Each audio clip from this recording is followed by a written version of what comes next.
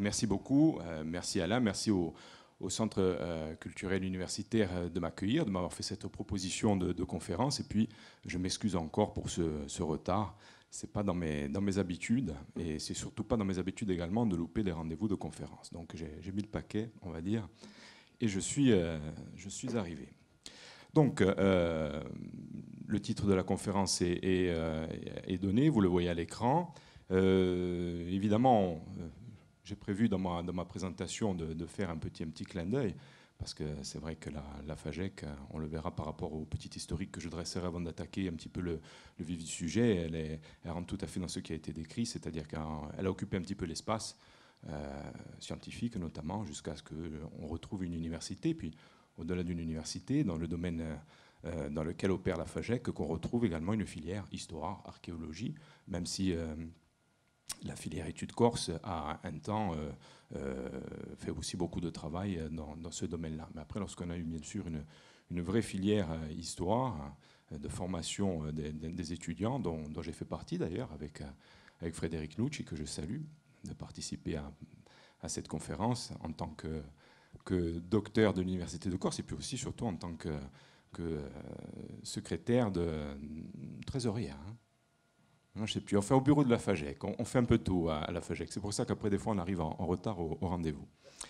Alors, quelques précisions sur le titre de mon exposé, puis surtout sur les termes qu'il contient. Cahier court, SIGA FAGEC, une certaine partie de l'auditoire qui est là, peut-être n'a pas connaissance de ces termes.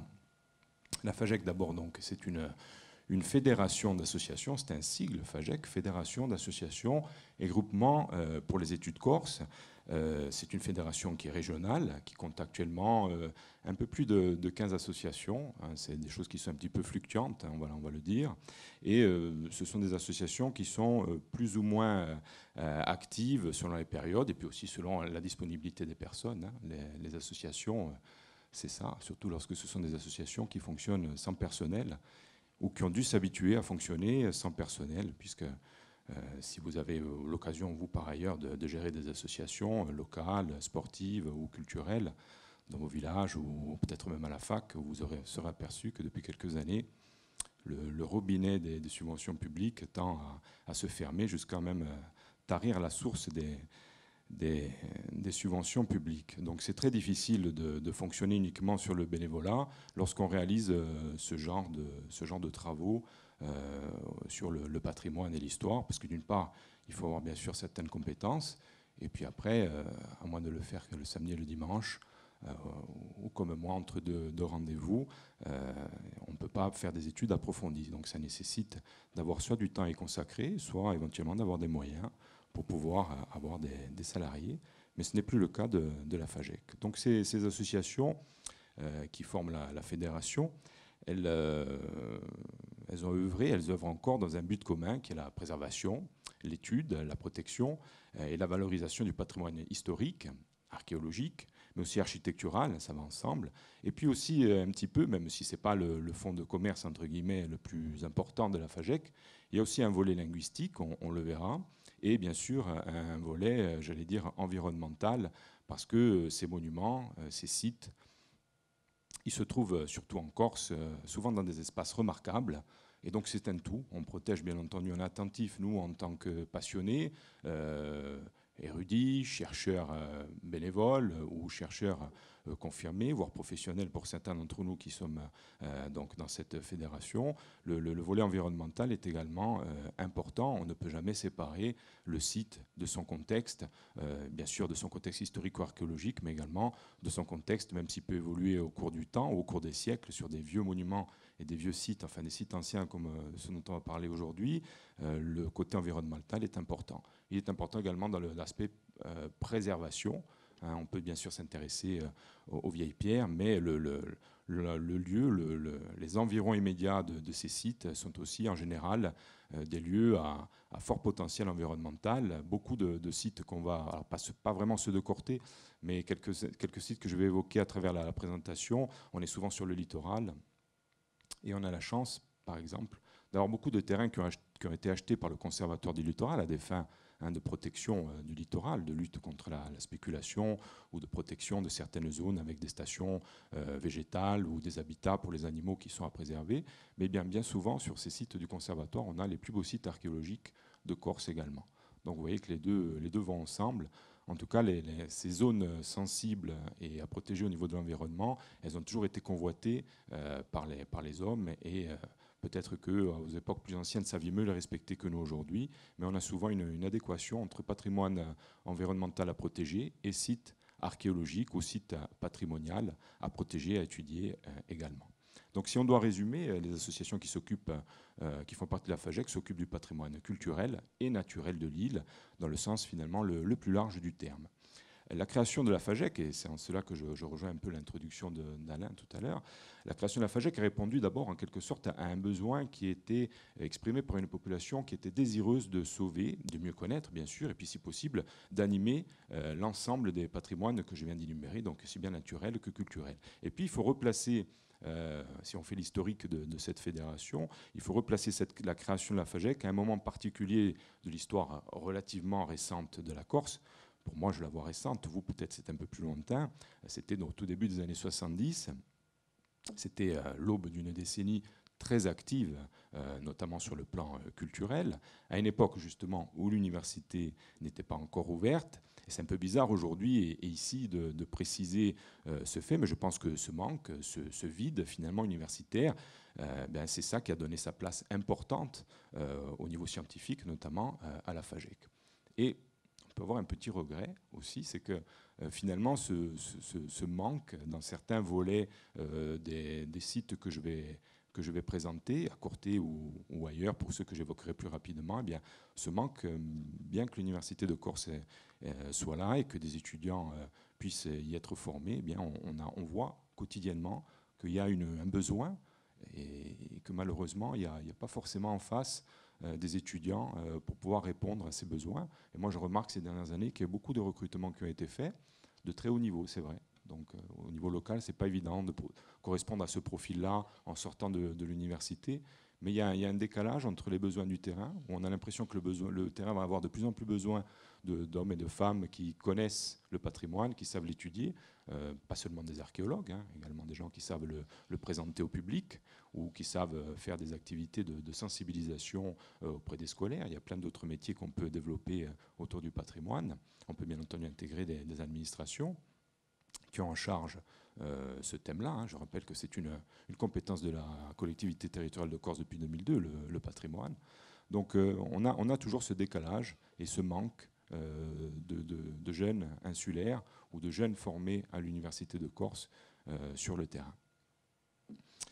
Et puis, donc, ce début des années 70, c'est un moment où les nombreux érudits locaux, ou même les simples passionnés, finalement, qui étaient un petit peu isolés dans leur village ou dans leur piève. Je présenterai un petit peu, si vous ne savez pas ce que c'est, qu'est-ce qu'il faut entendre par le terme piève. Dans cette ruralité, finalement, où, exception faite des anciens présides, donc les grandes cités littorales, fondées par à l'époque génoise, on va dire, de Corté ou de Sartène, se rencontre finalement l'essentiel du patrimoine insulaire. En tout cas, c'est celui auquel s'est intéressée la FAGEC. C'est surtout du patrimoine rural. Si on regarde la collection que je vais présenter rapidement, on a essentiellement du patrimoine rural et on a laissé un peu de côté le patrimoine, on va dire, plus urbain. Et c'est valable également pour Corté, parce que ça va être Corti dans les cahiers courses de la FAGEC, mais on va voir que c'est surtout le territoire de Corté qui va être un petit peu développé dans le cadre de mon intervention. D'abord parce qu'on n'a pas eu vraiment d'études publiées chez nous sur la ville elle-même ou l'histoire de la citadelle, et puis parce qu'il y a d'autres associations qui font ça très bien. Je vois M. Jean-André Cancellier, le professeur Cancellier, qui est responsable de la société historique de Corté, puis d'autres qui ont existé également et qui se sont occupés un petit peu de ce créneau-là. Donc la FAGEC, elle est plutôt tournée par les thèmes qu'elle a étudiés ou par les thèmes préférés des gens qui ont un petit peu dirigé la fédération, notamment Mme Geneviève Moracchini-Mazel. On a plus développé les activités en faveur des sites archéologiques qui se trouvent, on va dire, dans les environs de la ville, même si pour un cas, on sera aux abords. Enfin, on était aux abords au moment de la découverte. Aujourd'hui, on est pratiquement, enfin presque au cœur de la ville par rapport au site des thermes qui ne sont pas très loin d'ici d'ailleurs, de Courtanil.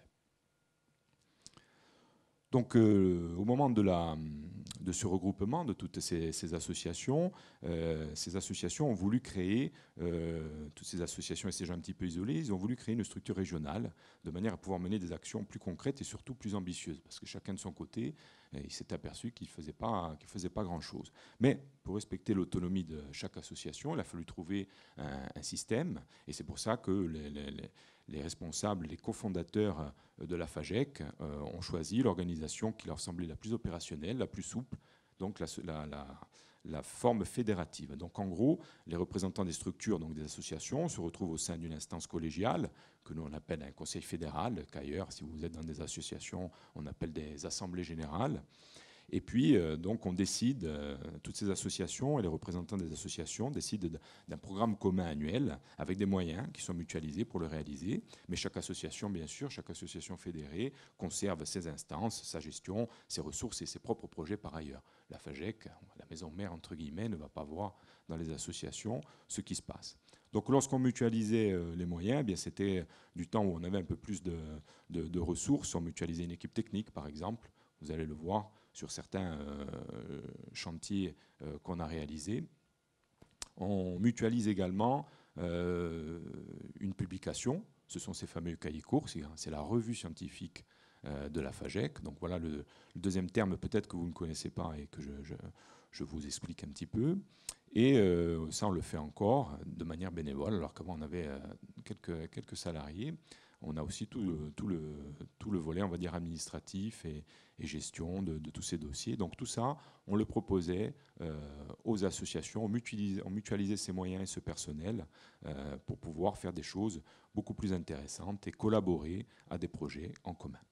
Alors, là encore, le lien entre la FAGEC et Corté, au-delà de ses publications scientifiques, est fort, puisque la création officielle de la fédération, ça s'est passé un 5 décembre à Corté, un 5 décembre 1970. Donc, on va fêter les 47 ans de la fédération. Et au cours de la première assemblée générale, les membres fondateurs, dont on voit quelques-uns de ces membres sur l'image. Alors ça, ce n'est pas une photo qui a été prise à Corté, c'est une photo qui a été prise en Kazinka, au domicile de Geneviève Morakini-Mazel. La souris fonctionne. Voilà, donc Geneviève Morakini-Mazel est là, cofondatrice. Et autour d'elle, quelques représentants, ils n'y étaient pas tous, des premières associations donc, qui ont cofondé cette fédération. Aujourd'hui, malheureusement, toutes ces personnes nous ont quittés, à l'exception, peut-être pour certains qui le connaissent, voilà, François Delanfranc, qui est donc le spécialiste de la préhistoire, notamment de la préhistoire de l'Altarouk, et donc qui a aussi abouti avec sa fille Janine à la création du musée archéologique, du musée départemental archéologique de Lévis, et de la valorisation des deux sites voisins, donc à la fois préhistorique, celui de Cucuruzu, et médiéval, castral, celui de Capoul avec sa petite chapelle Saint-Laurent. Donc toutes les autres personnes, bien sûr, avaient déjà un certain âge en 70 et ont disparu, mais un petit peu avant le mois de décembre, il y a eu plusieurs réunions de préparation, dont celle-ci en Kazink, avant la fondation officielle, donc à Corté le 5 décembre. Alors immédiatement, comme je l'ai dit, un programme commun d'action, ces responsables avaient beaucoup réfléchi, savaient ce dont ils avaient besoin. Donc un programme en 3 volets finalement. Premier volet, des travaux scientifiques menés au sein de chaque association fédérée. Ça, c'était le premier niveau. Ensuite, la réalisation de chantiers d'études et de restauration de monuments anciens. On en verra quelques exemples sur la région cortenaise. Et puis, la diffusion des résultats, aussi bien auprès du grand public que des spécialistes. Et donc, ça, c'est le rôle des cahiers courts. Depuis 70, enfin disons depuis 1971, on a à peu près une douzaine d'associations. Leur nombre varie mais on a environ une douzaine d'associations qui s'investissent alors dans des domaines variés. Il y a le sauvetage, la consolidation et la valorisation des édifices pré-romans et romans. C'est surtout comme ça qu'on connaît la FAGEC. Ce n'est pas étranger, bien entendu, à la spécialité d'une de ses cofondatrices qui était la vice-présidente, donc Geneviève Morakili-Mazel, mais aussi des recherches en archéologie. Alors, archéologie préhistorique, archéologie classique, archéologie paléochrétienne aussi, beaucoup, et puis archéologie médiévale, mais pas seulement. Il y a aussi le recueil de la toponymie communale insulaire, c'est un petit peu le volet linguistique que j'ai expliqué tout à l'heure, et puis le dépouillement, l'étude d'actes anciens, ce sont également des activités qui ont beaucoup monopolisé ou mobilisé les différentes associations. Donc sur la petite illustration de gauche, vous avez, au début en 1985, un petit peu un état des lieux. Vous voyez, il y avait 16 associations. Beaucoup ont disparu, d'autres sont toujours là. Et sur la carte de droite, un peu plus dépouillée, vous avez une douzaine d'associations, comme je dis tout à l'heure, qui sont différentes. Hein. Comme je dis tout à l'heure, on est monté à 15 associations avec notamment une activité en Balagne, enfin un souhait des associations de Balagne de venir rejoindre la FAGEC. Je pense notamment aux amis du couvent de Marcasse qui ont rejoint la FAGEC l'année dernière, l'association Saladine qui existe depuis longtemps à Speloncat, mais qui était abonné, on va dire, au cahier course, mais qui a voulu un petit peu franchir le pas et travailler de plus près avec la fédération. Donc il y a plusieurs demandes qui sont en cours pour rejoindre la FAGEC et profiter de ce qu'elle offre encore, c'est-à-dire notamment les cahiers courses. Alors, l'activité qu'on ne fait plus, c'est l'activité de terrain, mais on l'a arrêtée seulement en 2013. Donc on a quand même quelques décennies d'activité. Alors bien entendu, là aussi, l'activité la plus connue de la FAGEC, ce sont les restaurations de monuments romans, on en verra. Mais il y a aussi beaucoup d'autres choses, surtout au début de la fédération, auxquelles on s'est intéressé. Bon, maintenant, au début des années 70, je n'y étais pas. J'ai oublié de rappeler que j'ai été salarié de la FAGEC. Maintenant, je suis animateur bénévole, mais j'ai été animateur salarié de la FAGEC de 2001 à 2011, donc une dizaine d'années. Et j'ai travaillé de près avec Mme Morakili-Mazel sur un peu plus longtemps, presque une quinzaine d'années avant qu'elle ne disparaisse. D'ailleurs, on a travaillé ensemble jusqu'à la dernière minute, jusqu'à la veille. On allait partir, on avait plein de choses à faire.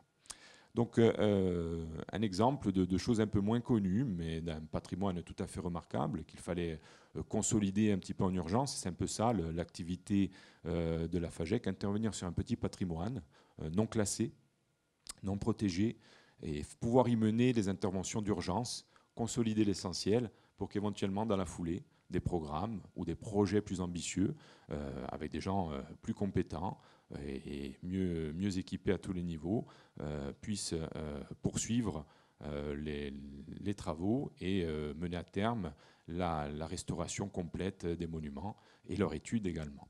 Donc un travail par exemple réalisé, un travail qu'on ne connaît pas beaucoup, hein, réalisé sur des ponts d'époque génoise, comme le pont de Pianil, et puis le même genre de travail sur le pont d'Ascq. Alors là, je vous ai fait un avant-après, hein, comme ça on voit bien ce dont on s'est occupé. D'ailleurs, ces ponts, en gros, aujourd'hui, ils sont à peu près dans cet état-là. Hein. Ils sont encore conservés. Ce qu'on voit, s'ils n'ont pas été repris, eh bien, ce sont souvent les travaux de la FAGEC. On va aller directement sur notre territoire d'études aujourd'hui. Je ne sais pas si vous connaissez ce site de Santa Marione, donc Pieve de Talcini. Donc on est sur le territoire de Corté, avant et après l'intervention de la FAGEC. Vous voyez qu'on a quand même sauvé l'essentiel. On verra tout à l'heure des photos plus actuelles et on a pratiquement là aussi une bonne conservation. À ma connaissance, personne n'est revenu pour faire de l'entretien et ça aussi c'est dommage. La FAGEC s'est beaucoup investi, en moyenne une douzaine de sites par an.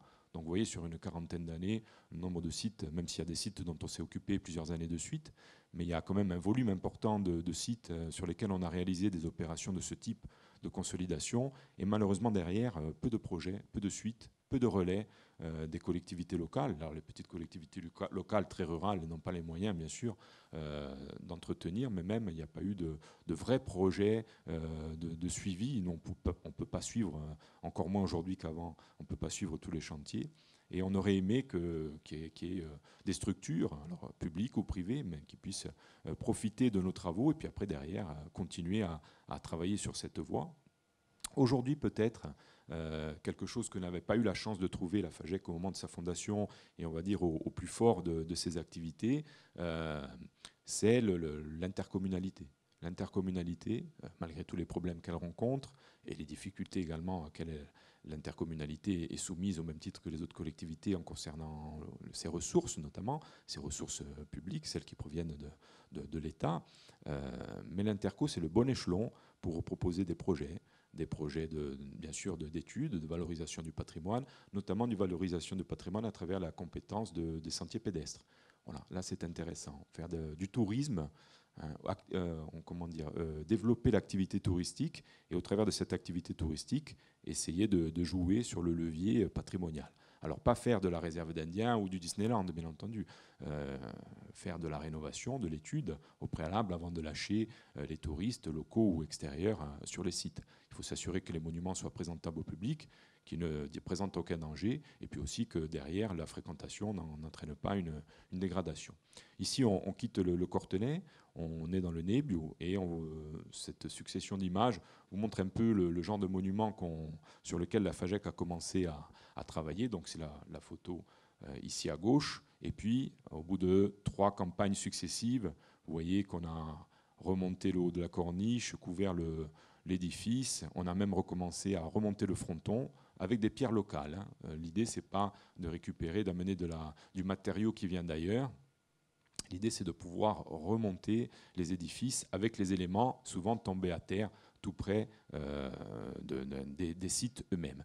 Exceptionnellement, lorsque un élément important manque, imaginons ici qu'il nous ait manqué cet élément ici monolithique, cet arc, cet archivolte qui permet de maintenir et de donner son dessin à la fenêtre absidale et de soutenir bien entendu les assises de pierre qui sont au-dessus et de pouvoir remettre un toit sur l'abside, cette partie semi-circulaire de cette chapelle, eh bien, on a pu quelquefois faire réaliser des copies, on va dire, quand on avait le modèle, où on pensait avoir la bonne dimension et le bon endroit. On a pu faire réaliser des pièces, mais qu'on a volontairement, bien sûr, réalisées dans un matériau bien différent pour montrer que ce n'étaient pas des pièces authentiques. Mais l'idée, là, c'était de pouvoir restituer la plus grande partie du monument. Alors, ce n'est pas le cas pour cet édifice, cette chapelle. Et finalement, après la dernière campagne, voilà ce qu'on obtient. Alors, c'est un petit peu un décor de cinéma, parce qu'on a eu assez de pierres pour remonter la partie semi-circulaire, donc l'abside, reposer des lauses qui ont été un petit peu confisquées aux paillades qu'il y avait autour, qui étaient tout ruinées. Et donc on s'est permis, il y a quelques années, avec l'autorisation des propriétaires, quand même, de récupérer ces matériaux anciens. Et vous voyez la pierre du fronton qui est remontée, mais ce sont des pierres qui étaient précédemment, peut-être pas exactement à l'endroit où elles se trouvent, mais dans cette partie-là de l'édifice, avec cette caractéristique de l'art roman insulaire qu'on va retrouver sur les exemples du Cortenay que j'ai choisi de vous présenter, de cette croix ajourée qui existe dans le fronton oriental, puisque ces bâtiments sont orientés. Là, c'est la partie est, du côté de l'abside, et également on retrouve cette croix ajourée dans le fronton occidental. Ici, je vous disais, c'est un décor de cinéma. Le fronton occidental, il n'y en a plus. On n'avait pas assez de pierres pour pouvoir remonter les murs. Donc derrière cette façade orientale et ce fronton, on voit une rangée de lauses, mais il y a simplement une rangée de lauses qui est posée sur la largeur du mur.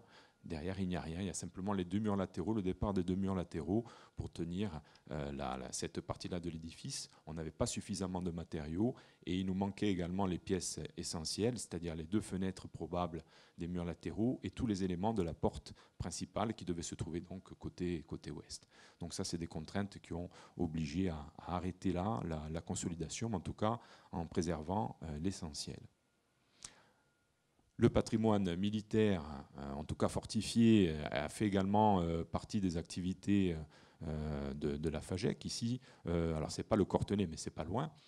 C'est la tour dite de Montalbán. On est sur la commune de Prat di Duelin, donc juste au-dessus de Francard, pour vous situer un petit peu l'endroit. Et à côté, une tour plutôt, on va dire, post-médiéval ou du très bas Moyen-Âge, probablement du XVe siècle, la fin du XVe siècle ou du début du XVIe siècle. Ce n'est pas vraiment un château un château fort, un château du Moyen-Âge, dont on parlera un petit peu tout à l'heure. Et puis à côté également, une chapelle très arasée. On est dans la vallée de la Gravonne. Derrière, on voit la route qui mène à Ajaccio. Et ça, c'est la chapelle Santa Barbara. On est sur la commune de Péry. Donc là encore, vous voyez des bâtiments très modestes dont il reste quelquefois simplement l'empreinte au sol. Et le travail de la FAGEC a été de nettoyer les abords de ces monuments et surtout de fixer avec les pierres sur place ce qu'on pouvait encore sauvegarder de ces édifices. Un autre bâtiment, ici on est près de Porto Vecchio, on est sur la zone de Moraté, et on est sur un bâtiment qui est un édifice roman, à Diesaccia, parce qu'on ne sait plus le toponyme. On n'a pas retrouvé encore, ni dans la tradition orale, ni dans les quelques actes qui ont été dépouillés, ni dans les visites pastorales, ni dans les archives ecclésiastiques autres que les visites pastorales. On n'a aucune information concernant ce bâtiment, mais il est très intéressant. C'est un édifice qui est remarquable, même s'il est très ruiné. Et vous pouvez voir comment on passe de la première image en haut à gauche à l'état actuel du monument. Il reste encore du travail. Vous voyez, la FAGEC a fait du rangement de pierres pour continuer à remonter l'édifice avec donc ces pierres originales. Et là, on a reposé une chape sur la partie de l'abside qui est dite voûtée en cul-de-four, c'est-à-dire que c'est une partie avec une voûte en pierre, à la différence de la nef de ces bâtiments qui sont la plupart du temps des nefs qui sont charpentées. Quelque chose d'intéressant aussi à la FAGEC, qu'on a beaucoup fait, au-delà de l'équipe technique qu'on avait avec des salariés, c'est les chantiers de jeunes bénévoles. Les chantiers de jeunes bénévoles, c'est sympa. Pour les jeunes bénévoles, le matin, ils viennent, ils travaillent. Et puis l'après-midi, l'encadrant, notre équipe, leur fait visiter la Corse. Donc ils viennent des 4 coins de la France et même quelquefois de l'Europe entière. On a eu des Ukrainiens, on a eu des Espagnols, enfin il y a eu de tout. Il y a eu des Allemands, des Italiens bien entendu, qui sont venus pendant 15 jours. Plusieurs fois, on a fait une trentaine de chantiers, donc en général un chantier annuel, donc sur une trentaine d'années. On a réalisé ces chantiers de jeunes bénévoles avec une équipe de 5 à 10 jeunes. Le matin, travail, l'après-midi, découverte d'une Corse autrement, on va dire. Parce que souvent, c'était notre salarié chef de chantier qui faisait ces travaux. Et donc, lui connaissait certaines choses que le touriste qui débarque dans l'île ne voit pas. Surtout que bon, c'était des jeunes qui étaient un peu branchés patrimoine. Et donc, ils cherchaient des sites un petit peu exceptionnels.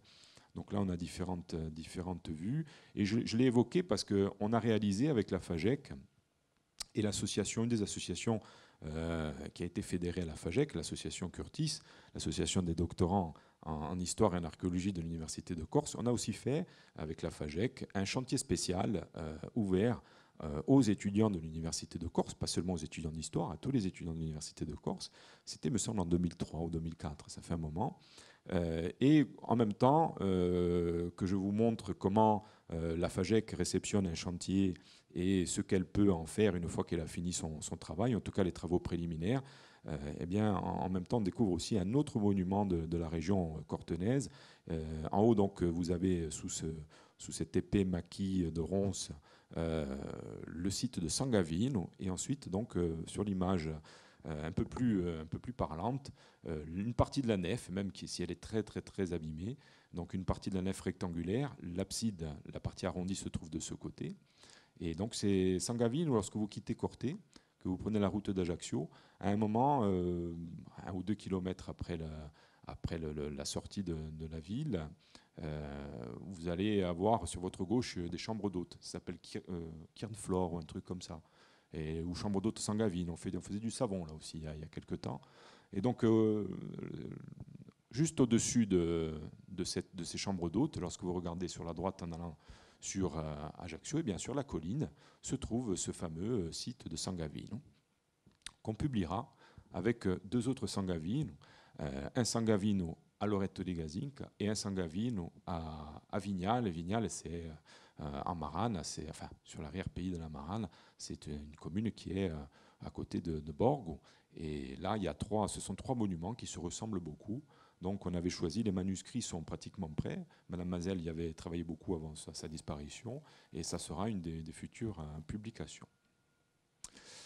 La FAGEC, au-delà des travaux, fait aussi, je l'ai dit tout à l'heure, dans un des volets de la sensibilisation. Donc voilà deux exemples de manifestations qui ont été menées en 2017. Ce sont des week-ends ou des journées où on fait des circuits, on prépare des circuits pour nos adhérents, et puis ceux qui veulent les suivre, avec en général une conférence le samedi soir.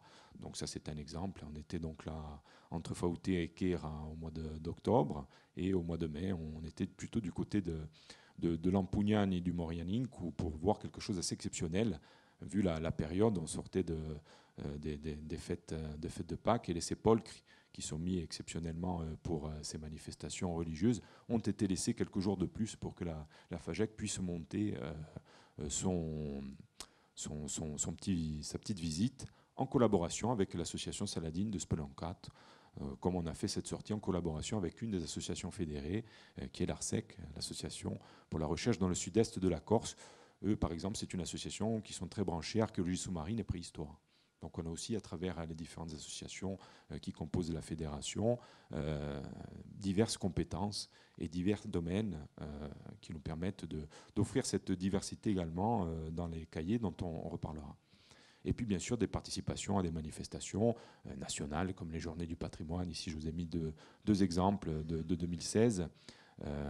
Donc une qu'on a fait en collaboration avec le département sur la réserve naturelle des Tanbigoulia, un site à très très fort potentiel environnemental, mais aussi historique et archéologique, croyez-moi. Et puis l'édition 2016 du Festival d'automne de la ruralité, la Vie à Saint-Martin, ce projet, très beau projet, j'espère qu'il arrivera au bout, de création d'une antenne, en tout cas d'un parcours du programme du chemin de la route européenne Saint-Martin. C'est une route du Conseil de l'Europe. Et en Corse, on a énormément de sites dédiés à Saint-Martin. Alors celui-ci, ce n'en est pas un. C'est un San Miguel, mais c'était l'année dernière à Luciane. Mais cette année, moi, j'ai reconduit la participation. On était par exemple à San Martino, à Vescovat, mais il y a aussi beaucoup de San Martin en Casinque, bien entendu, puis ailleurs en Castanic, en Loritz, en Ampugnane. Donc une belle route à faire qui rejoint un petit peu ce dont je parlais tout à l'heure au niveau de la valorisation de tout ce patrimoine. Voilà. On le protège, on l'étudie, mais aussi on peut s'en servir avec précaution pour créer des activités, et pas seulement des activités réservées à un petit nombre de personnes très passionnées ou à quelques élites d'histoire ou d'archéologie. On peut vraiment aller très très largement à la rencontre de la société et d'activités qui vont bien au-delà de la simple recherche ou des guides au niveau du patrimoine. Une autre activité qu'on a cessée, mais après plusieurs rendez-vous hebdomadaires, au moins une cinquantaine ou peut-être même une soixantaine, c'est des petits spots avec RCFM qui nous ouvraient les antennes une fois par semaine. En général, c'était le mercredi. Et donc là, c'est le petit visuel de présentation justement d'un des monuments de Corté, Santa Marione, dont j'ai déjà parlé, dont on reparlera. Les fameux cahiers Coursiga. Alors les cahiers Coursiga, ils ont été publiés à partir pratiquement dans la foulée, à partir de 71.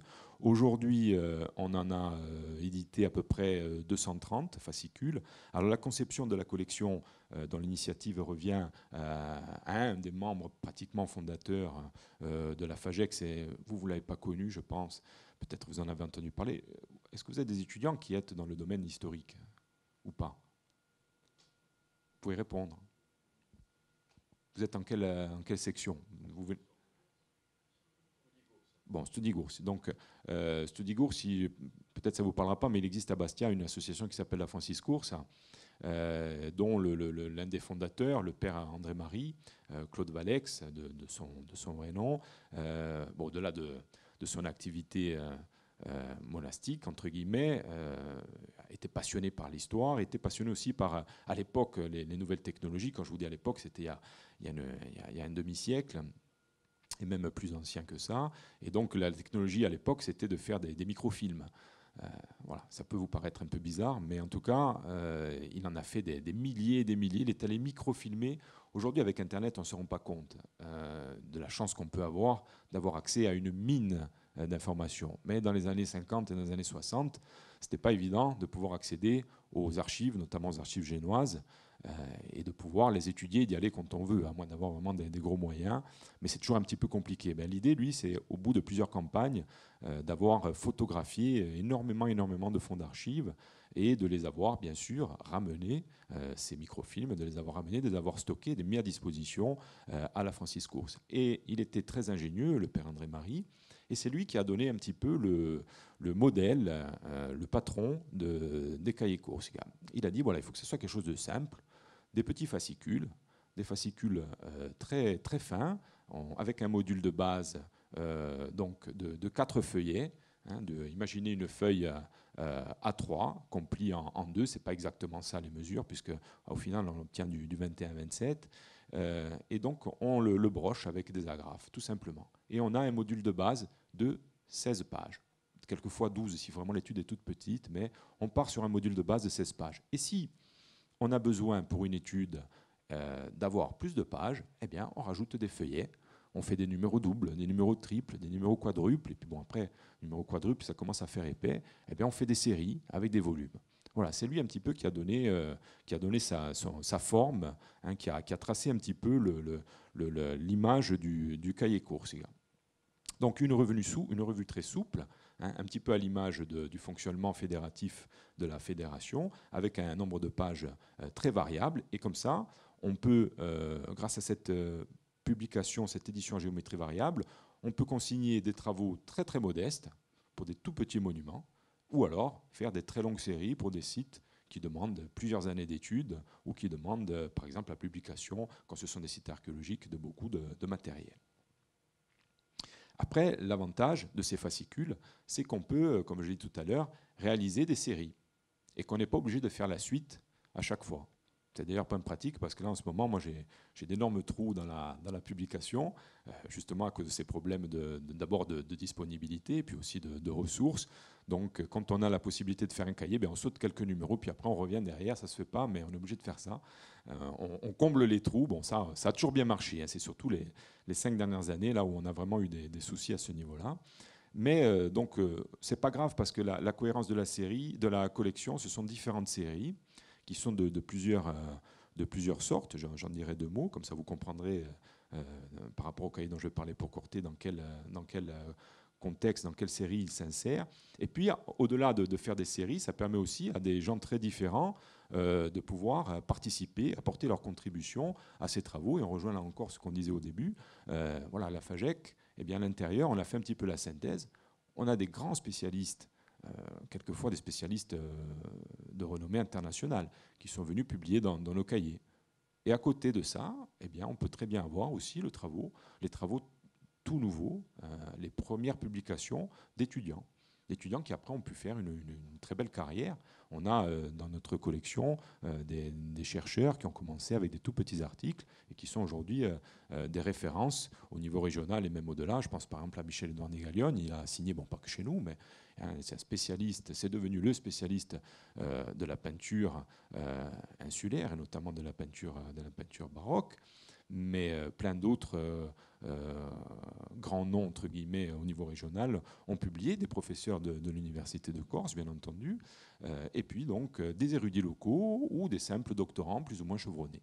Et là encore, ce sont les séries avec les différents fascicules qui donnent leur cohérence à l'ensemble et qui évitent d'avoir des disparités trop fortes entre, bien sûr, le travail très approfondi et très érudit d'un spécialiste et puis les premiers travaux peut-être un petit peu maladroit, peut-être un petit peu fautif de doctorants, même si bon, on a quand même un petit peu essayé de vérifier les contenus sans qu'il y ait forcément un comité de lecture attitré avant de faire certaines publications. Je parlais de l'Université de Corse. Voici 3 exemples de publications relativement récentes de ces 15 dernières années du laboratoire d'archéologie préhistorique de l'Université de Corse, qui a repris une série qui était en sommeil. Et donc, elle a repris à partir du 3e volume, donc à partir des années 2002. Et elle a, à plusieurs reprises, elle a livré des cahiers doubles ou triples, et même un cahier. Donc, il y a aussi un cahier simple qui concerne le Cap, mais qui qui est signé de Françoise Lorenz, donc, qui était également des deux responsables de la section préhistoire de l'Université de Corse, avec Michel Claude Weiss et puis tous leurs étudiants. Alors, il y a d'autres séries que les études préhistoriques en Corse. Il y a les découvertes archéologiques fortuites, on va en parler. Découvertes archéologiques fortuites, elles permettent à l'inventeur de s'y exprimer brièvement, en relatant de manière plus ou moins approfondie les circonstances de ces trouvailles involontaires. Involontaires, hein. Voilà. Découverte fortuite, ça veut dire qu'on trouve un objet archéologique sans le faire exprès. Sinon, c'est de la fouille clandestine. Et puis, quelquefois, ces fouilles involontaires, ces découvertes involontaires, elles donnent lieu à des découvertes et à des études qui sont très intéressantes, qui sont relatées par les gens qui les ont découverts, quelquefois des agriculteurs, des chasseurs ou des passionnés qui se baladent et qui tombent dessus. Et puis derrière, il y a des spécialistes qui approfondissent. On a eu de très très belles réalisations, notamment en matière de numismatique ou de reliquaires. Les reliquaires, ce sont ces petites boîtes à l'intérieur desquelles on met des reliques et qu'on dépose ou qu'on a déposées au cours du Moyen-Âge ou un petit peu plus tardivement dans les hôtels des églises romanes. Eh bien, il y a eu de très belles études qui ont débouché à partir de ces découvertes totalement fortuites à l'occasion de restauration de monuments. Il y a la série des fouilles dédiées aux fouilles de Marianne. Ça, je ne vais pas en parler puisque c'est hors contexte aujourd'hui, mais c'est une série qui est ouverte à différents auteurs qui souhaitent continuer, qui ont publié, puis qui souhaitent continuer d'y publier les travaux relatifs à l'étude du matériel qui provient donc du site de Marianne, à Luciane. Il y a la série des abbayes primitives et monuments du Haut Moyen-Âge en Corse. On va en voir concernant Corti. Il y a les églises piévannes de Corse de l'époque romaine au Moyen-Âge, avec 25 numéros publiés. Sur ces 25, 2 concernent à nouveau la zone de Corté. Il y a le dictionnaire des lieux-dits, qui regroupe actuellement 120 communes. C'est un dictionnaire qui est classé par commune. Et ça fait donc à peu près le tiers de la toponymie insulaire qui est cadastrée, qui est recueillie dans ces fascicules, et là aussi qui est mis à disposition des chercheurs pour mener des études linguistiques, toponymiques plus poussées. Là, il s'agit simplement de sauver, un petit peu comme on sauve les monuments, eh bien, on sauve la toponymie. C'est un patrimoine immatériel qui est également en danger, peut-être plus en danger que certains monuments qui, même s'ils sont détruits, ont quand même une valeur, enfin, ils sont palpables, on peut encore les sauver. La toponymie, enfin, le patrimoine immatériel, lorsque le dernier détenteur de ce patrimoine disparaît, eh bien, tout s'échappe avec lui. Donc, c'est important de le sauver. Ça, c'est un domaine sur lequel on a beaucoup travaillé. Il y a la série du Castello de la Roque féodale. Ça, c'est une série qui s'intéresse plus particulièrement, je l'ai dit tout à l'heure, aux fortifications de la première féodalité de l'île. Ça, c'est un thème qui est encore assez peu exploré. On a le premier site qui ouvre cette série se trouve également à Corté, on en dira 2 mots. Et puis, je l'ai dit, les études préhistoriques réactivées par les étudiants. Et une dernière chose, c'est en lien avec l'activité des sorties dont j'ai parlé, c'est qu'à chaque sortie, il y a une conférence. Et souvent, ces conférences, le samedi soir, elles se tiennent en général ouvertes à tous et elles donnent lieu à une publication. Donc, c'est aussi une série importante. Alors, lorsqu'on regarde cette collection de 230 fascicules, on s'aperçoit que la cité paoline, Corti, donc, y est très présente, un peu moins peut-être que Bonifacio, qui représentait pratiquement 10% de la production. C'est énorme, hein. Il y a plus de 20 fascicules qui concernent directement, après il y a des mentions, mais vraiment des fascicules qui concernent directement Bonifacio. Il y en a une dizaine quand même qui concernent Corté et son territoire. Alors pour quelles raisons on a une telle représentation de la cité, de ses environs dans les colonnes de la revue scientifique de la FAGEC? D'abord, la première raison, c'est bien entendu la richesse historique, archéologique ou architecturale remarquable de la ville. Alors, comme je disais tout à l'heure, non pas directement de la ville elle-même, hein, du point de vue de la FAGEC, mais plus de son territoire. Mais ce n'est pas la seule raison. Comme à Bonifacio, et grâce à ce système de fédération, c'est parce qu'il y avait un relais local donc, qui a fourni la matière non seulement à réaliser des publications, mais qui a aussi apporté son appui aux travaux de la FAGEC, de l'équipe de la FAGEC, qui avait commencé bien avant la fondation de la FAGEC elle-même, avec les travaux de Mme Morakini-Mazel dès la fin des années 50, puisqu'elle s'est intéressée beaucoup à 2 sites en particulier dont on va reparler. Cette association locale, qu'on a vue tout à l'heure sur la carte, enfin qui était mentionnée sur la carte, c'est l'Adresco. L'Adresco, c'était parce qu'elle n'existe plus, l'Association pour le développement des recherches et des études scientifiques dans le Cortenay et la vallée du Tavignagne. Elle a rejoint la FAGEC assez tôt, puisque 3 ans à peine après la fondation de la fédération, le 27 octobre 1973, elle est venue se joindre aux associations qui avaient déjà constitué la fédération. Et donc, elle a joué un rôle relais local important sur lequel la FAGEC a pu s'appuyer pour poursuivre et mener à bien nombre de ses travaux dans la micro-région. Alors, il ne faut pas oublier, il y a eu un gros soutien également de la municipalité de Corté de l'époque, qui a souvent permis, grâce à son soutien financier, mais aussi aux moyens que la municipalité a mis à disposition de la FAGEC, le bon déroulement des opérations, et puis aussi la publication des résultats dans les cahiers COSIGA.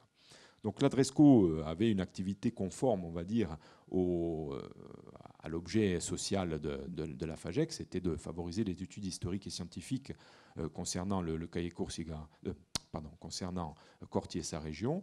Et comme on le voit à l'écran, il y a une très brève mention dans la notice qu'on a publiée en 1979, donc qui fait un petit peu un bilan de cette année d'activité de la FAGEC. Et il y a 3 lignes qui disent que simplement à l'époque, le président est Dominique Gambini. Alors, je ne sais pas si c'est Domé Gambini le même. Il était à l'époque photographe au Parc naturel régional de la Corse. C'est sûrement lui. Voilà, alors l'Adresco, elle ne fait plus partie de la FAGEC depuis longtemps. Alors, pas parce qu'elle a été exclue, c'est parce qu'elle a été remplacée par une autre. C'est l'Association historique et archéologique Wenikion qui lui succède à partir de 80. Cette association sera un petit peu en sommeil de la fin des années 80 jusqu'à 2001, date de sa réactivation. Et l'association Wenikion crée alors sa propre revue. Je vous l'indique, il est sorti à ma connaissance 3 numéros. C'est le bulletin d'archéologie d'histoire de la Corse. Ça peut être intéressant dans le cadre de vos études. Le premier numéro est sorti en 2003. Il a été suivi en 2005 d'un second volume. Et il me semble d'un troisième avant que l'association ne retombe au sommeil ou soit peut-être même, il me semble, dissoute. En tous les cas, dès son adhésion à la fédération, l'Adresco, c'est pas évident à dire, s'implique fortement sur un premier site et contribue aux côtés de la FAGEC à l'édition d'un double fascicule des cahiers, course, le 44-45, dont une partie est dédiée à la Pievanie de Venago. Alors, je ne suis pas hors sujet lorsque je vous parle de l'église piévane de Venago, car pour ceux qui ne le savent pas, il s'agit du site que l'on connaît communément aujourd'hui sous le nom de San Giovanni Gorti, donc Saint-Jean de Corté. Et donc c'est bien un site qui aujourd'hui se trouve sur le territoire communal de la cité paloline. Mais il faut quand même préciser, comme je disais tout à l'heure, ce qu'on peut entendre par piève ou église piévane. Alors, comme on peut le voir sur l'écran, en Corse, à partir du XIIe siècle, on a 6 diocèses. Donc on le voit, ils sont coloriés. Vous avez le diocèse de Marianne, le diocèse du Nebbio, celui de Sagone, celui d'Ajaccio, celui d'Aléria. Je passe sur les détails, on ne va pas rentrer dans les détails des excroissances. D'ailleurs, je n'ai pas trop de solutions à ce sujet. Et le petit diocèse central montagnard de Dacia. Sur ces 6 diocèses, il y en a 5 qui sont présents dès la fin de l'Antiquité, soit à la fin du IVe siècle pour certains chercheurs, soit un petit peu plus tard, vers la fin du Ve siècle. Enfin, aujourd'hui, ces différences tendent à s'atténuer. Et donc, dans 5 cas sur 6, le siège de ces diocèses se situe dans les anciennes cités antiques littorales qu'on peut voir, qui ont été fondées du temps de la présence romaine. Donc, Mariana ici, Aléria, cité romaine, Ajaccio, avant bien sûr la fondation du XVe siècle, de la fin du XVe siècle génoise, la cité probablement de Sagone, la cité du Nebbio.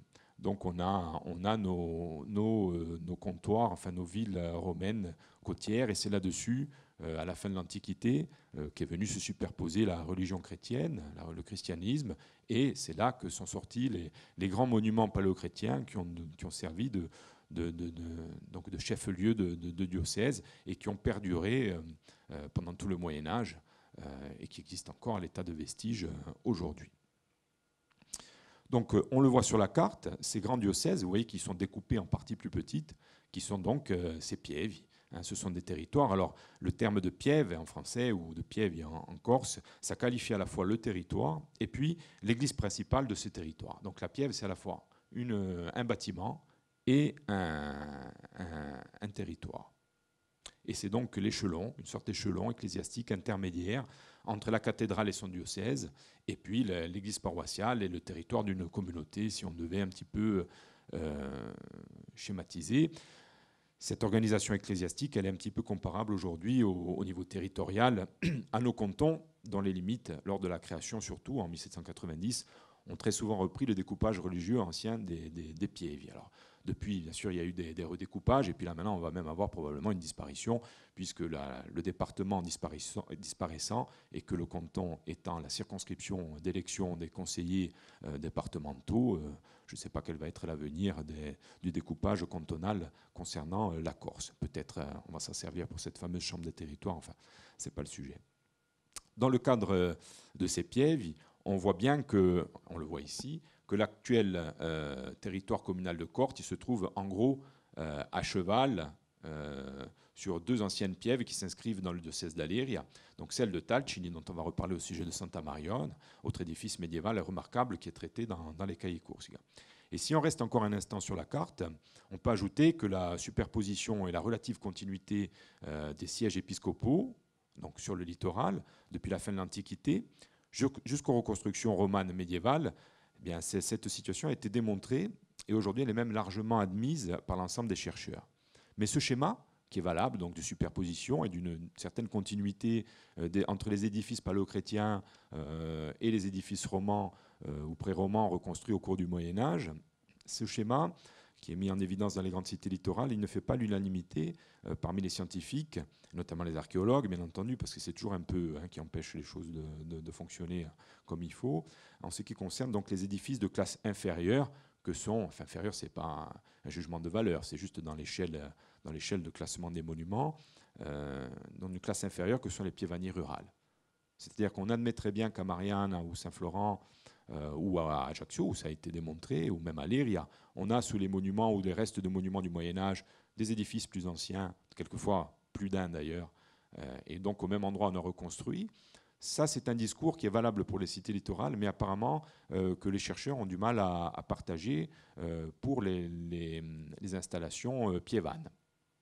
Tout simplement parce que les chercheurs aujourd'hui sont un petit peu à ce niveau-là, se partagent en deux écoles.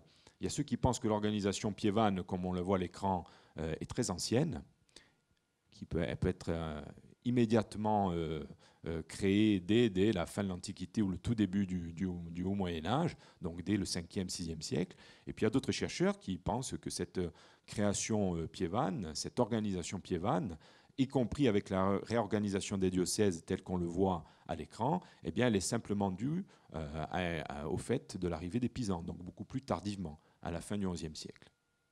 Donc forcément, si l'organisation piévane est très tardive, on a du mal à concevoir que l'église piévane, qui peut être construite entre le XIe et le XIIIe siècle, puisse recouvrir un monument plus ancien, dont on met en doute souvent la présence, mais dont les travaux de Mme Moracchini-Mazel ont démontré l'existence. Alors il faudra bien sûr travailler derrière, mais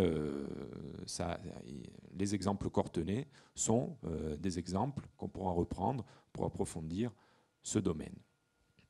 Le premier qu'on peut prendre, là je vais revenir un petit moment, c'est bien sûr Saint-Jean de Corté dont j'ai parlé. Ici vous avez une photographie assez récente du bâtiment. Donc lui se compose de deux parties essentielles. C'est un ensemble pré-roman. Pré-roman parce que moi je choisis la datation proposée par Geneviève Moracchini-Mazel, celle du IXe siècle. D'autres chercheurs comme Daniel Istria ou feu Roberto Corone, eux considèrent qu'il s'agit d'un bâtiment qui est au plus tôt du XIe siècle ou peut-être du XIIe siècle. Oui, il y a cette différence, ces deux interprétations entre chercheurs. À la différence de Roberto Corone ou de Daniel Istria, c'est que Geneviève Moracchini-Mazel, comme j'ai dit tout à l'heure, a travaillé de bonne heure sur ce bâtiment. Elle était sur ce bâtiment dès les années 58-59 et il a fait beaucoup de travaux et on verra les résultats qui ont été publiés dans les cahiers Corsica.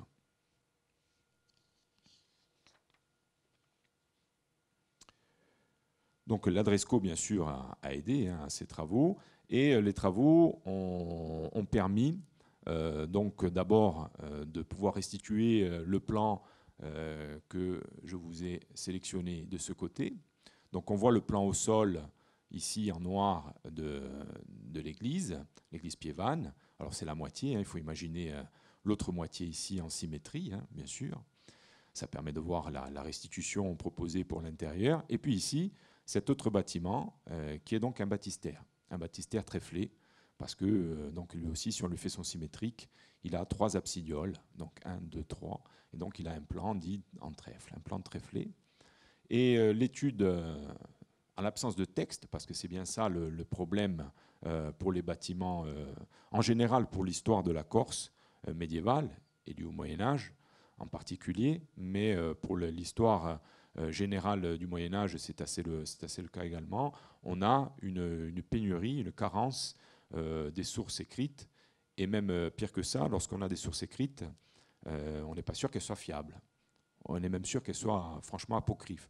Donc c'est assez difficile de travailler simplement en ayant une approche historique sur ce genre de bâtiment. On est obligé d'avoir recours à l'archéologie, mais comme je disais tout à l'heure, l'archéologie, même si beaucoup de progrès ont été effectués en histoire et en archéologie médiévale notamment, on est loin de combler notre retard, et on a même un déficit par rapport à la préhistoire et même à l'histoire antique en matière de Moyen-Âge. Donc là aussi, il y a beaucoup de progrès qui restent à faire. Et donc il ne reste pas grand-chose entre les mains du chercheur pour essayer d'avancer. Pas de sources écrites, peu de sources archéologiques. Donc en attendant d'avoir l'archéologie, puisqu'il est peu probable qu'on ait énormément de documentation écrite qui soit découverte, ça peut arriver, mais il ne doit pas y en rester des masses, on peut avoir recours à une technique qu'a usée, et peut-être même dont Général Morakilmazel a abusé, c'est-à-dire l'étude de la mouratour, la manière dont sont bâtis les monuments. Et donc lorsque Mme Morakilmazel regarde l'abside, donc la partie semi-circulaire à nouveau de Saint-Jean de Corté, eh bien elle y voit ce monument du IXe siècle dont j'ai parlé. Pourquoi ? Eh bien parce que la manière dont sont taillées les pierres, d'ailleurs ce sont des pierres qui sont plus sélectionnées parce qu'elles ont une face, ou elles ont été grossièrement cassées au marteau, grossièrement équarries, la manière dont elles sont agencées, et puis la manière dont est dessinée cette arcature, donc ces ensembles d'arcs plein cintre qui reposent sur des pilastres engagés, comme on le voit ici. C'est une arcature qui est réalisée en blocs de tuf surmontés par des tuiles rouges qui sont probablement des tuiles rouges qui proviennent du site antique qui se trouve également dans la zone. Et bien pour elle, c'est un bâtiment du IXe siècle. Ces deux bâtiments, aussi bien l'église que le baptistère, sont classés monuments historiques depuis 1968. Donc tous les travaux qu'on va voir, je le dis tout à l'heure, sont intervenus avant ce classement en monument historique. Donc l'église, si on regarde le plan, elle présente donc un plan que l'on appelle basilical. Ici, on le voit sur ce petit dessin qui représente la façade occidentale. On a un plan basilical parce que un plan basilical a 3 nefs, donc une nef centrale qui est ici, plus haute que les 2 nefs latérales, que les 2 collatéraux qui sont ici. Donc la nef latérale est là, et la nef centrale est ici. Et les travaux archéologiques ont montré que les 3 nefs étaient séparées par 2 rangées de piliers grosso modo carrés, donc qui supportaient probablement, puisqu'on avait un plan basilical, qui supportait une série d'arcades à l'intérieur du monument. Et on s'est aperçu aussi que ici, pratiquement sur le pilier central, il y avait un équipement, il y avait un débordement qui semblait vouloir indiquer qu'il y avait donc une retombée ici d'un pilier qui pouvait peut-être soutenir un mur de refend. Donc là, on n'en a que la moitié, imaginez l'autre moitié à ce niveau-là, qui séparait en deux la nef centrale. Voilà un petit peu les enseignements de ces travaux sur le site de Saint-Jean, et puis bien sûr leur publication, et ça c'était important, dans les cahiers Corsica. À partir de ces travaux, ça c'est l'image dont je me suis servi pour illustrer la présentation, un illustrateur scientifique, Dominique Gromner, à réaliser une vue de ce que devait être l'ensemble au cours du Moyen-Âge. Alors, à droite, vous avez le baptistère, ça, c'était pas trop difficile. Enfin, moi, je ne serais pas capable de le refaire aussi joli, mais au niveau restitution, il n'a pas eu trop de mal. En revanche, à gauche, le dessinateur a restitué le bâtiment tel qu'il devait se présenter au cours du Moyen-Âge, alors 9e ou 11e, 12e, peu importe, donc avec ce plan basilical à 3 nefs, nef centrale rehaussée et les 2 collatéraux. Également, on pense des fenêtres meurtrières, enfin étroites, placées sur les murs, plus ou moins symétriques. À Marianne, par exemple, les fenêtres meurtrières ne sont pas symétriques. Il y en a 5, il me semble, dans les nefs, et elles ne sont pas forcément alignées. On a pu quand même, bien sûr, faire cette restitution à partir des travaux qui ont été menés conjointement par la FAGEC et l'Adresco à partir des années 70, mais aussi parce qu'on avait quelques dessins et quelques photos anciennes où on voyait quand même quelques restes du bâtiment. Donc pour la restitution scientifique, celle qui est apparue dans les cahiers courses, avant cette belle restitution qui est à la fois scientifique et très artistique, on avait des éléments qui nous permettaient d'en savoir un peu plus. Et donc les travaux archéologiques ont permis de compléter les informations qu'on pouvait avoir au niveau disons, des sources. Les fouilles ont également permis de découvrir ce qu'on appelle les dispositions liturgiques à l'intérieur de la nef, des nefs, donc du bâtiment. On a découvert qu'il y avait un chancel, donc un mur qui séparait en gros le cœur du reste de la nef. On a trouvé également une petite tribune sur lequel il y avait quelques escaliers, donc probablement le desservant ou les gens qui faisaient la lecture pouvaient monter pour s'adresser donc aux fidèles. Et puis cette espèce d'équipement ici qui est un banc, le banc de la Scola, donc, enfin en tout cas interprété comme tel, et un autre banc qui est le banc presbytéral, donc un petit banc où le pied-vent et puis les gens qui faisaient les offices, qui les desservaient l'édifice avec lui, pouvaient s'asseoir durant les cérémonies. Et la grosse information qu'ont révélé les fouilles, c'est la découverte sous l'église actuelle, sous les vestiges actuels, d'un départ d'abside d'un édifice précédent, donc probablement, donc sûrement antérieur. Relativement, on a bien un monument du Moyen-Âge et un monument plus ancien qui le précède. Ensuite, là aussi, les interprétations divergent selon les auteurs. Pour Madame Moracchini-Mazel, on avait donc le monument dont on voit aujourd'hui les vestiges qui est du IXe siècle, et ce départ d'abside qu'on voit là, qui est, pour elle, sans nul doute, paléochrétien. Donc, fin du IVe siècle, début du Ve siècle. Et pour elle, on devrait retrouver, si on faisait les fouilles, donc normalement, si ça a été à peu près bien conservé, la totalité de l'édifice sous l'église actuelle, et probablement pour elle également, sous le baptistère qui est ici, ce fameux baptistère tréflé, un baptistère plus ancien, peut-être plus grand selon elle, puisqu'elle a déterminé que la courbure de l'abside pouvait donner un bâtiment beaucoup plus important que celui qu'on voit actuellement, qui est déjà notable. Je vous signale également, si ça vous intéresse, que c'est un des rares édifices hors cathédrale, un des rares édifices ruraux à avoir 3 nefs. On dit souvent que c'est le seul bâtiment rural. Je l'ai entendu à plusieurs reprises dans les conférences. Dire que Saint-Jean-de-Corté était le seul bâtiment rural, la seule église piévane à avoir 3 nefs. Non, il y en a d'autres. Il y a Santa Marie à la Pieve de Moriane, il y a Santa Maria à Poggio, qui me vient en tête immédiatement, mais il y en a d'autres. Ce n'est pas le seul bâtiment, hormis les cathédrales, qui soit à 3 nefs.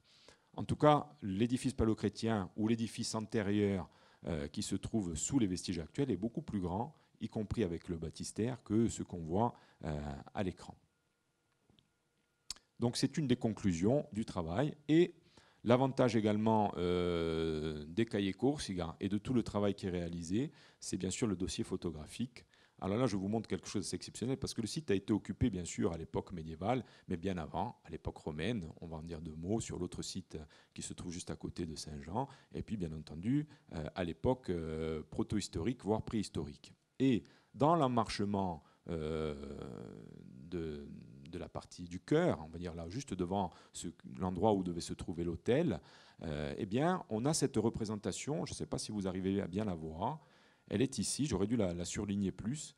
On y voit ce que certains ont interprété, je pense sans se tromper, comme étant un petit cheval. Donc ici, vous avez sa tête, là, probablement la crinière, donc l'échine qui finit ici avec sa queue, et puis ici, les quatre pattes qui sont bien représentées, même on dirait même qu'elles se croisent, on dirait même un cheval qui galope, en tout cas qui est en mouvement. Et cette petite représentation, alors ça vaut ce que ça vaut, hein, elle est plutôt considérée, en tout cas elle a été considérée par Mme Moracchini-Mazel et ses équipes comme pouvant être plutôt préhistorique et réutilisée volontairement, peut-être afin de christianiser la pierre ou l'endroit qui aurait pu être, on va dire, voué à d'autres cultes avant l'installation chrétienne. Et donc c'était volontaire, on a mis cette représentation, à condition qu'elle soit bien préhistorique, à cet endroit. Alors malheureusement, le petit cheval, il a disparu. Et ça, c'est une photo de 2006 qu'avait prise en dernier, je crois peut-être une des dernières à l'avoir vue sur place, Frédéric Nucci. Voilà. Donc, elle a été volée. Voilà, donc c'est dommage. Alors là, dans le dossier photographique et le fond de la FAGEC, et notamment dans la publication, on retrouve ce témoignage. Il y a un monument très intéressant qui est mentionné dans un autre cahier. Alors là, on quitte la série des églises piévanes, on bascule sur la série que j'ai présentée tout à l'heure, le Castello della Rocca Féodale, pour parler du palazzo, le palazzo de Benago, donc à Corté toujours. Ce palazzo, c'est le fameux palazzo dont la tradition orale dit qu'il aurait appartenu, qu'il aurait été fondé par le comte Ugo Colonna. Je ne sais pas si vous connaissez Ugo Colonna. Ugo Colonna, c'est un comte romain à l'origine, de la grande famille des Colonnes, bien qu'on ait du mal à leur attacher à cette généalogie-là, parce qu'à l'époque dont on en parle, eh bien, les Colonnes ne sont pas encore constituées en famille, en tout cas identifiées. Mais toujours est-il que ce Ugo Colonna, qui est un notable, un comte romain, mais très turbulent, a des soucis ne s'entend pas avec le pape de l'époque, ni lui, ni ses compagnons d'armes, on va dire, ni les autres jeunes gens un petit peu turbulents des grandes familles romaines.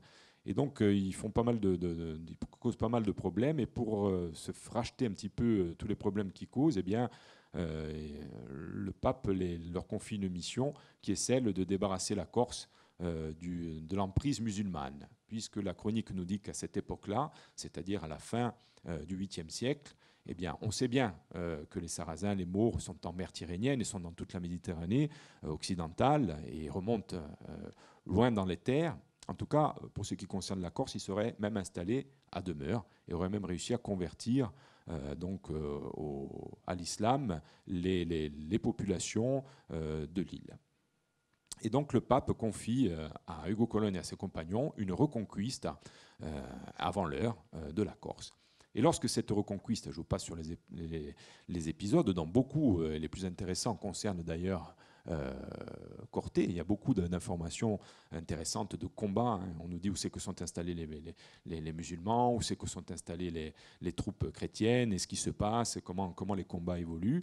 En tout cas, à la fin de tout ça, bien sûr, c'est Ugo Colonna qui gagne contre les méchants, le bon Ugo Colonna qui gagne contre les méchants musulmans. Ce sont les forces du bien contre le mal, à partir de l'endroit, bien sûr, où on se place.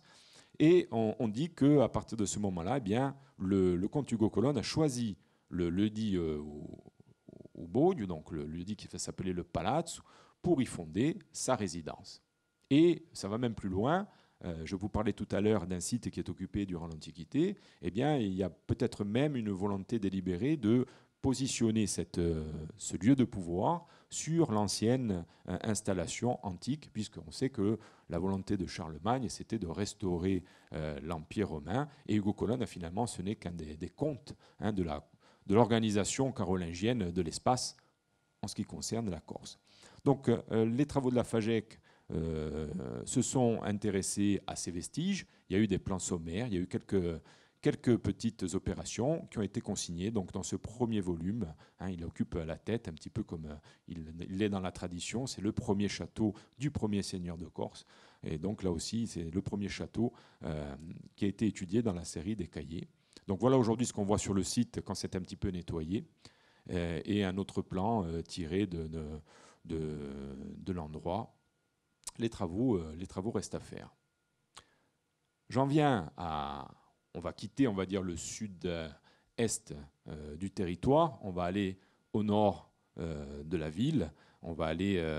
on voit Santa Marione. Hein, lorsqu'on arrive de Bastia, bon, bien sûr, il faut être concentré sur la route si on vient en voiture. Mais lorsqu'on vient de Bastia, lorsqu'on regarde sur la droite, juste à la sortie de la Nouvelle-Bretelle, on voit sur la colline, une petite colline qui domine la route. On voit encore un petit peu les deux absides et le bout de la nef de Santa Marione. Alors Santa Marione, pourquoi ce vocable un petit peu particulier, c'est parce que c'est la contraction ou la prononciation locale de Santa Maria Maggiore. Hein, c'est ça veut dire ça, Santa Marione. Et c'est encore un bâtiment remarquable. Corté, en tout cas les environs de Corté aujourd'hui, recèlent de choses remarquables. On a vu donc un bâtiment très ancien avec un baptistère tréflier, c'est pas très courant. Il y en a, mais c'est pas très courant. On voit qu'on a peut-être un bâtiment médiéval, un édifice fortifié qui peut remonter éventuellement à la première féodalité, probablement une grande villa romaine qui l'a précédé. Et on arrive à Santa Marione où on a un bâtiment, jusqu'à maintenant vous avez eu des bâtiments avec une abside, ou on a un bâtiment avec deux absides. Alors il y en a d'autres en Corse, mais il n'y en a pas d'État. Je connais Santa Maria de la Capella, qui se trouve sur la commune de Rogliano, donc à la pointe du Cap. Je connais aussi, peut-être vous aussi, le Santa Cristina dans le Campolo. Mais après, il me semble que des édifices à deux absides, il ne doit plus y en avoir, conservés, il ne doit plus y en avoir beaucoup. Donc là encore, un édifice très très intéressant qui s'intègre à nouveau dans la série des églises piévanes de Corse, puisque la piève de Talcini, c'est là dont il est question, c'est son appellation, c'est Santa Marione, mais piève de Talcini, vous avez vu le découpage tout à l'heure, eh bien c'est un monument sur lequel la FAGEC a travaillé, et je vous ai oublié de vous préciser tout à l'heure que le Talcini et tout à l'heure Saint-Jean alors je vais dire en français Saint-Jean de Corté, mais San Giovanni di Benago, Benago, c'est probablement la transformation du Wenichione. J'ai prononcé le mot de Wenichione quand j'ai parlé de l'association qui avait pris le relais de l'Adresco. Mais Wenichione, c'est parce que c'est un des anciens toponymes importants donnés par la carte de Ptolémée, la carte antique de Ptolémée. En tout cas, les coordonnées, les lieux habités, notamment en Corse. Et donc, on a ce Wenichione. Et là encore, le territoire de Corté, les chercheurs s'arrachent les cheveux, vous avez vu, sur l'implantation des toponymes de la carte de Ptolémée. Il y a énormément d'informations donc, qui décrivent des lieux habités, des colonies, enfin des agglomérations. Il y a énormément d'informations. Mais par contre, à part des choses très bien connues comme Aléria, Marianne, tout le reste, il y a autant de chercheurs que d'interprétations et de cartes qu'on peut obtenir à partir de cette liste, parce que ce n'est pas une carte en vérité, c'est une liste d'endroits avec des coordonnées. Et donc, chacun va de sa théorie pour positionner des sites. En tout cas, sur le territoire actuel de la commune de Corté, il y a quand même Wenichione qui a été conservé et dans le site et dans la toponymie par rapport à Venago, et le Talchinone, qui est un deuxième site de Ptolémée par rapport à la survivance dans l'appellation de la piève de Talcini. Donc vous voyez encore la puissance, entre guillemets, du territoire aujourd'hui cortenais. Alors voici l'intérieur de la nef. Vous voyez, c'est un petit peu comme tout à l'heure. On a un peu un décor de cinéma, donc très joli de dehors parce que c'était l'endroit le mieux conservé. Par contre, de dedans, il ne reste pas grand-chose. En tout cas, il faudrait peut-être faire mieux. Longtemps, ce bâtiment a posé problème aux chercheurs parce qu'on n'était pas sûr que ça soit une église piévane. Pour être sûr que ça soit une église piévane, il faut retrouver un des attributs qui donne la fonction essentielle de l'église piévane. L'église piévane, c'était le baptême. Vous l'avez vu tout à l'heure par rapport à Saint-Jean de Corté, on avait un baptistère. Ici, on a un baptistère également, mais il n'est pas séparé. En tout cas, on n'a pas trouvé de bâtiment annexe. Le baptistère, en tout cas la cuve baptismale, se trouve ici, dans cette nef.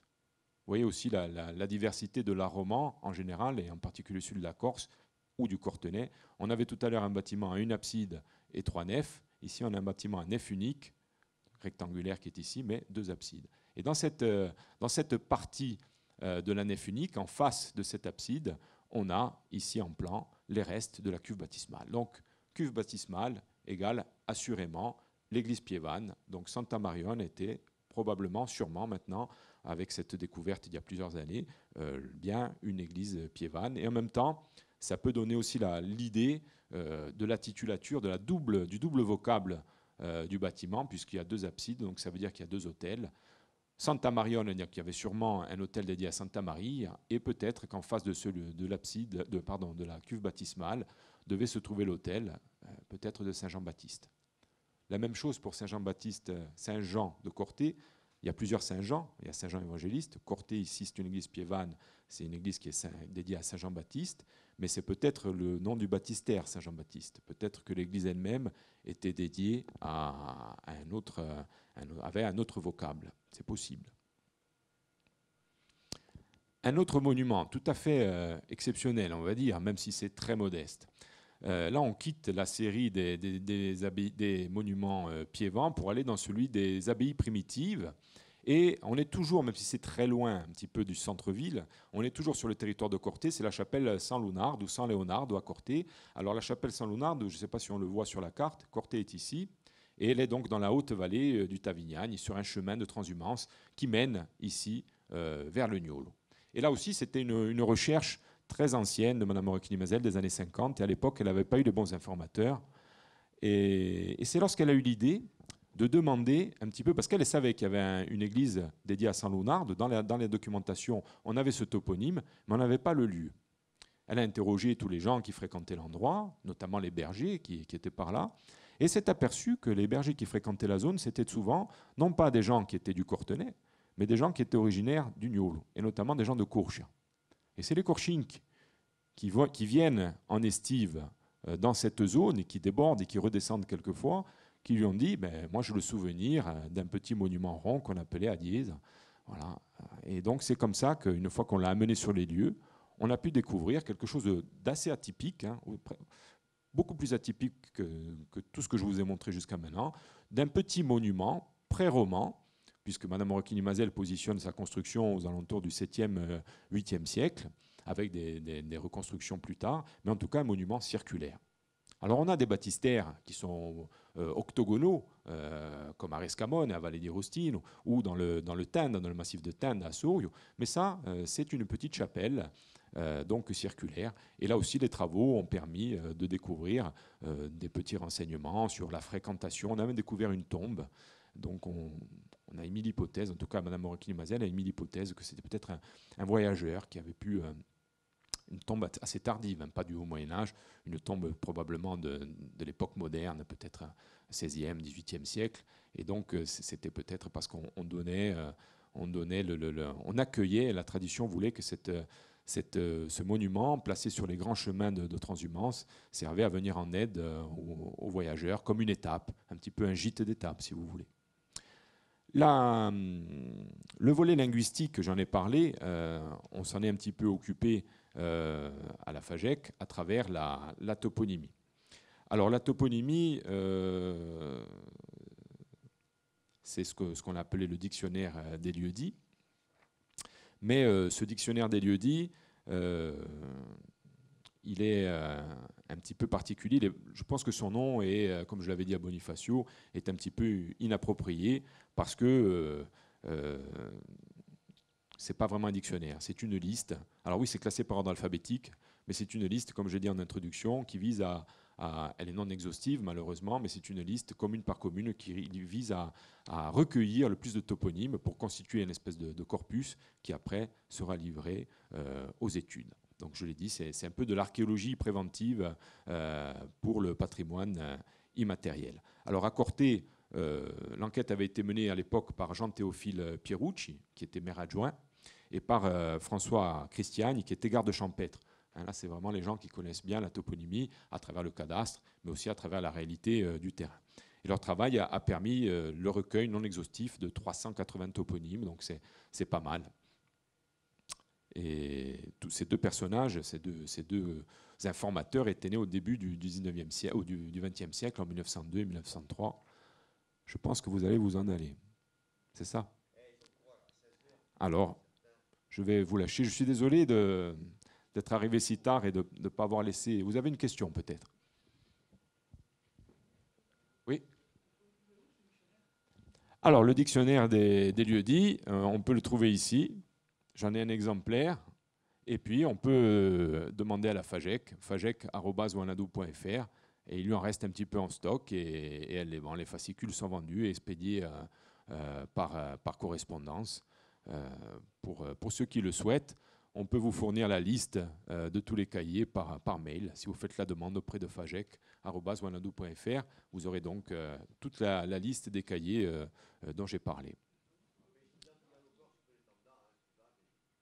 Oui. Bon. Ben, j'ai presque terminé. Donc, je voulais finir sur trois cahiers importants. Alors, moins importants, évidemment, en termes de travaux que ceux qu'on a vus jusqu'à maintenant, mais assez intéressants quand même pour le potentiel derrière. Au revoir et merci. Merci d'avoir patienté. Au revoir.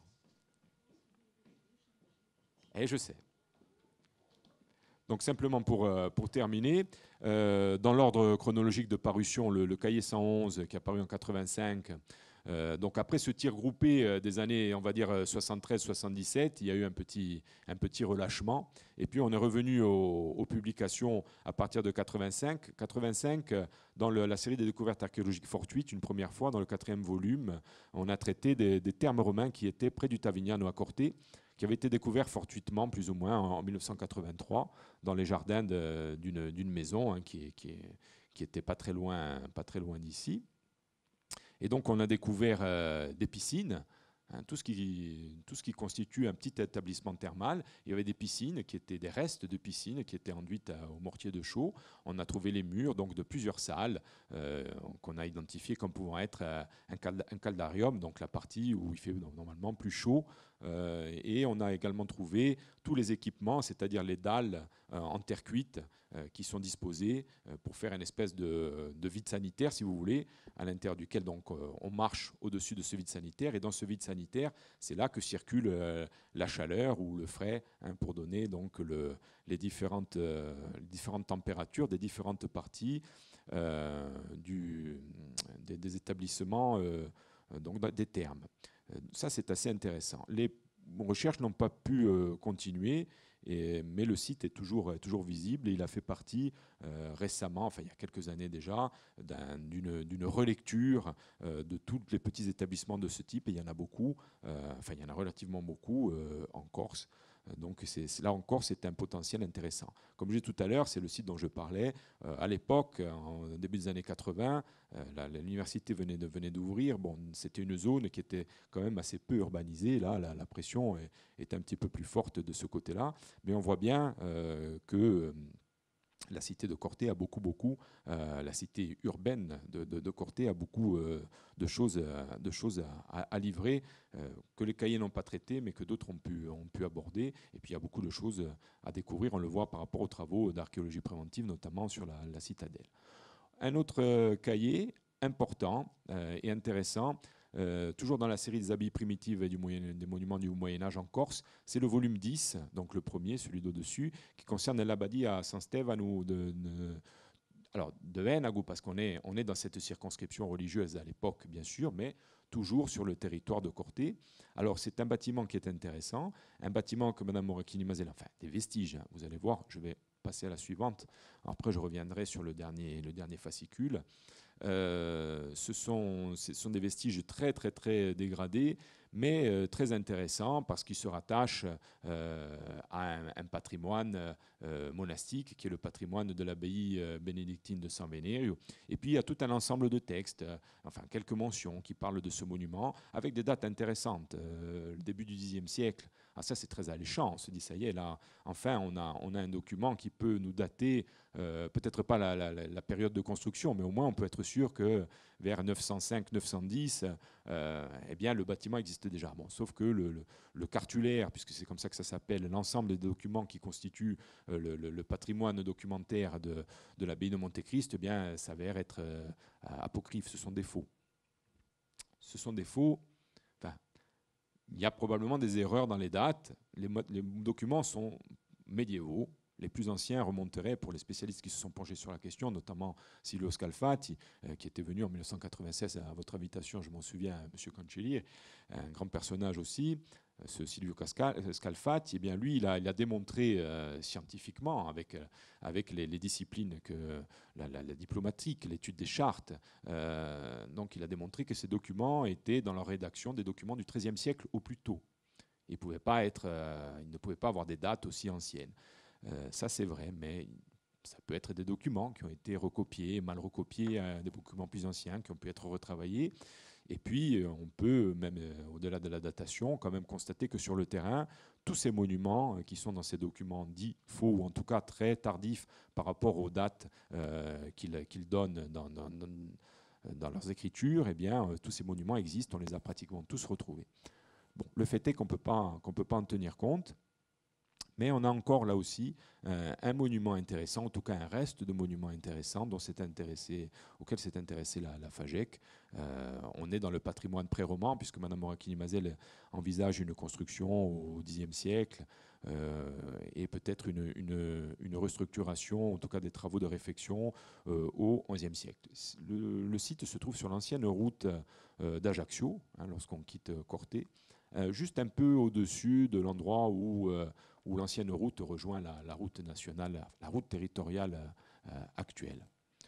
Je vais revenir une dernière fois sur un cahier des découvertes archéologiques fortuites en Corse, pour donner là encore, parce que c'est quand même assez peu courant, un éclairage sur une découverte donc fortuite.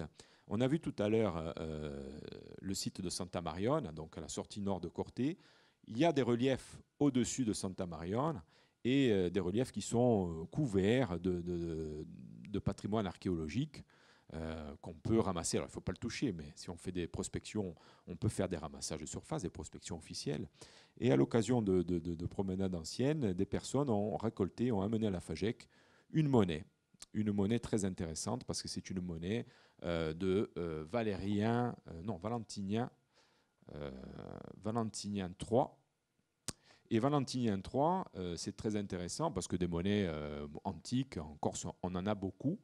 Mais Valentinien III, c'est une monnaie qu'on a fait, qui est elle est toute petite, assez abîmée, mais on a pu la faire identifier par notre spécialiste du cabinet des médailles à Paris. Donc ça fait partie de ces grands personnages que j'ai évoqués tout à l'heure, des gens quand même de renommée au moins nationale, qui travaillent en collaboration avec la FAGEC et qui nous donnent ces informations pour qu'on puisse les publier dans les cahiers. Donc il s'agit d'une petite monnaie en bronze, très fruste, qui, malgré son état de conservation dégradé, a pu être déchiffrée par Claude Breno du cabinet des médailles. Donc il y a une inscription d'un côté et puis une représentation de victoire de l'autre. L'inscription, c'est Dominus Noster Valentinianus Pius Felix Augustus. Pour ceux qui ont fait un petit peu d'histoire ancienne avec peut-être Olivier Géas, on vous a parlé de la titulature des empereurs. Donc ça, c'est notre bon Valentinien qui a cette appellation. Et puis il est représenté donc en buste, drapé et diadémé. Donc il a un diadème. Et il regarde vers la droite. Et il s'agit d'une monnaie donc à l'effigie de Valentinien III qui a été frappée à Rome. La monnaie est suffisamment en bon état pour qu'on arrive à reconnaître l'atelier monétaire, parce qu'il y a plusieurs ateliers monétaires, souvent dans la frappe de monnaie durant l'Antiquité et même durant les autres époques.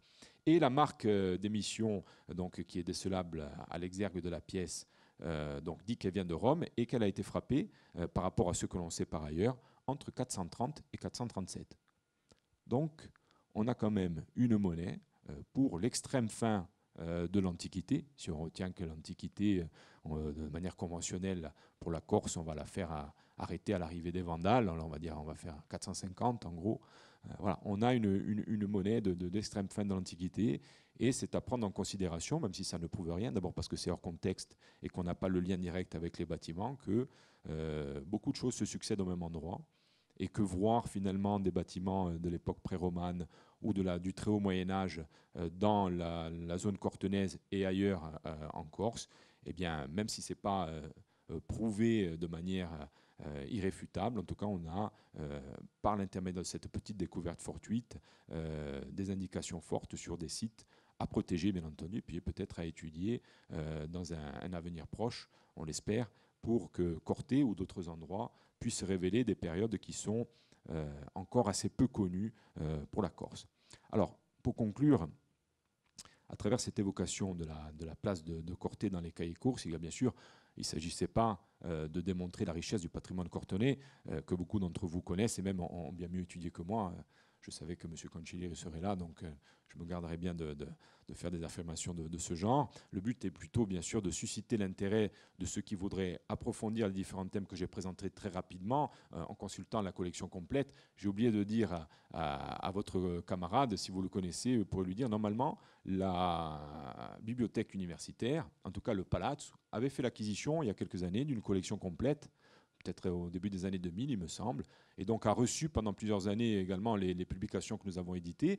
Peut-être qu'aujourd'hui, avec la nouvelle bibliothèque universitaire, cette collection est peut-être disponible. Aussi.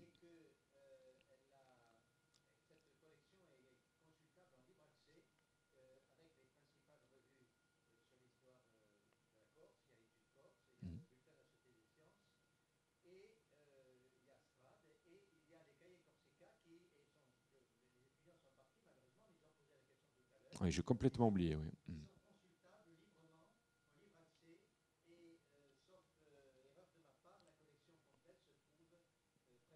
Bon, mais très bien. Alors, si jamais vous avez l'occasion de, je le dirais peut-être, c'était des étudiants d'Alain Dimil ou c'était des étudiants qui étaient là, d'études corse, d'accord. Mais vous n'êtes pas, vous, professeur. Voilà, faites-leur savoir puisqu'il était intéressé. Voilà.